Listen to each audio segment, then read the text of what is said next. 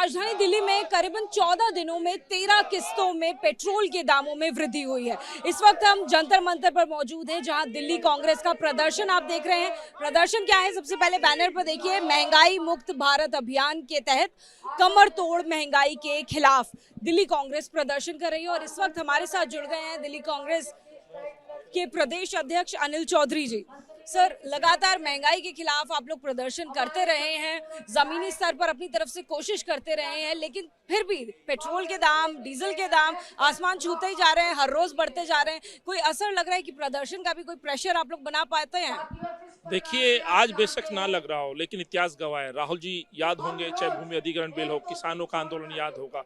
ये सरकार तानाशाही रवैया अपनाती है। इस सरकार को समझ लेना चाहिए, जनता की आवाज को आपको एक दिन मानना पड़ता है। अफसोस इस बात का है कि देश के प्रधानमंत्री जिस पार्लियामेंट में मत्था टेक के अंदर प्रधानमंत्री बने थे, आज उस देश के प्रधानमंत्री उस पार्लियामेंट में सिर्फ एक दिन छोड़ करके कभी पार्लियामेंट्री सेशन में नहीं पहुंचे। विपक्ष चाहता था, राहुल जी चाहते थे, कांग्रेस पार्टी चाहती थी कि महंगाई पे चर्चा करिए। आखिर महंगाई बढ़ क्यों रही? आपके नेता बयान देते हैं, अफसोसजनक बयान देते हैं, शर्म आनी चाहिए। आप तुलना करते हो तो कांग्रेस के समय से तुलना करिए। आप सवाल उठाते थे क्रूड ऑयल पर, आज भी प्रति बैरल $US जो क्रूड ऑयल के रेट है कांग्रेस के समय से कम है, बावजूद उसके रेट बढ़ रहे हैं। आज गैस सिलेंडर ₹9.5 हो चुका है, ₹950 हो चुका है, और आज पेट्रोल डीजल सैकड़ा पार हो चुका है। आज नींबू देश के अंदर 400-350 रुपए किलो बढ़ रहा है। एक नींबू की कीमत 15-20 रुपए हो चुकी है। सर, मैं बात करूं, दिल्ली में शराब महंगी और शराब सस्ती और सब्जी महंगी हो चुकी है, तो ये सरकार कब सुनेगी?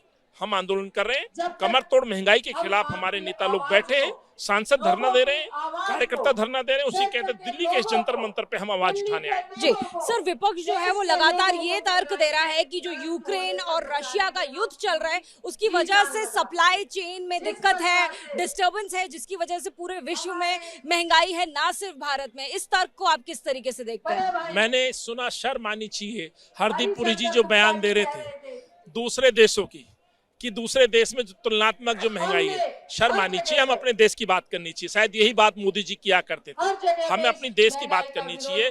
यूक्रेन और रूस के युद्ध की यदि बात कर रहे हैं तो मैं पूछना चाहता हूं, चुनाव से पहले क्या यूक्रेन युद्ध नहीं था?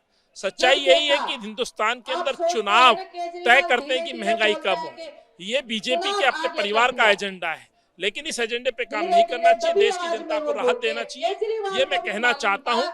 और इसलिए मैंने कहा, बेशक लड़ाई हो, लेकिन 2013 के और 14 के समय को आप कंपेयर करिए आज के समय से, और खासतौर से क्रूड ऑयल को आप कंपेयर करिए, तो आज भी क्रूड ऑयल प्रति बैरल $US सस्ता है, बजाय कांग्रेस के समय से। तो कैसे रेट बढ़ रहे हैं? क्यों? पिछले 10 दिनों के अंदर लगभग पेट्रोल 12 रुपए बढ़ चुका है, गैस सिलेंडर पे लगभग 50 रुपए की बढ़ोतरी हो चुकी है। ये दर्शाता है कि मोदी सरकार, देश के प्रधानमंत्री को गरीबों से, मध्य वर्ग के परिवारों से कोई लेना देना नहीं है। आखिरी बात कहना चाहता हूँ, मोदी जी की जो नीतियां हैं, जो कार्य है, अपने चंद मित्रों के लिए है। आज ही मैंने सूचना, एक खबर पढ़ी जिसमें अडानी और अंबानी जी विश्व के 10 टॉप 10 अमीर लोगों में जाने जा रहे हैं। एशिया के नंबर 1 और नंबर 2 बने हुए, वो तो गरीब नहीं हो रहे, उनके लिए। अनिल जी, अब आप लोगों का क्या है अगला स्टेप? क्या करने वाले? क्या इसी तरीके से अभियान देश भर में चलाएंगे, और क्या इसका कोई असर पड़ेगा?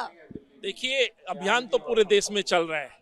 हमारे आदरणीय नेता राहुल जी और सोनिया जी ने जो कार्यकर्ताओं से अपील की थी कि लोगों की आवाज उठानी पड़ेगी, सरकार जो है बिल्कुल तानाशाही रवैया अपनाई हुई, इसलिए हम सड़कों पर हैं। याद होगा, राहुल जी पार्लियामेंट में अपने तमाम सांसदों के साथ धरने पे बैठे, तो संदेश क्लियर है, हम लड़ेंगे जब तक महंगाई कम नहीं हो जाती, जब तक देश के प्रधानमंत्री बिल्कुल महंगाई को वापस नहीं करते। लगता है कि महंगाई वापस होगी ऐसे प्रदर्शनों के बाद? बिल्कुल होगी।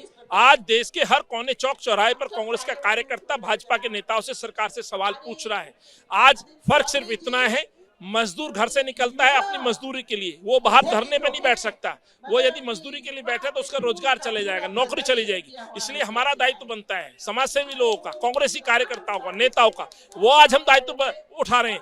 कल ये दायित्व आम जनता अपने ऊपर ले लेगी, कांग्रेस के कार्यकर्ता अपने ऊपर लेके गलियों में घूमेंगे और सरकार को झुकना पड़ेगा, घुटनों के बल आना पड़ेगा। मैं कहना चाहता हूँ राहुल जी ने जब जब आवाज उठाई है, इतिहास गवाह है, सरकार को झुकना पड़ेगा। तो देखिए दिल्ली कांग्रेस का जो प्रदर्शन लगातार चल रहा है, करीबन 1 घंटे से ज्यादा हो चुका है और प्रदर्शन अब भी जारी है। महंगाई के खिलाफ प्रदर्शन है। जिस तरीके से दिल्ली कांग्रेस के प्रदेश अध्यक्ष का कहना है कि इस तरीके का जो प्रदर्शन है वो लगातार चलता रहेगा। देश भर में चलने से ऐसे प्रदर्शनों के कारण सरकार के ऊपर कहीं ना कहीं दबाव होगा और महंगाई में लगातार अब कटौती उनको प्रदर्शन के चलते जाहिर है, उनको आश्वस्त है कि जरूर देखी जाएगी, दर्ज की जाएगी। कैमरा पर्सन दीपक के साथ जातिका सिंह, एबीपी न्यूज दिल्ली।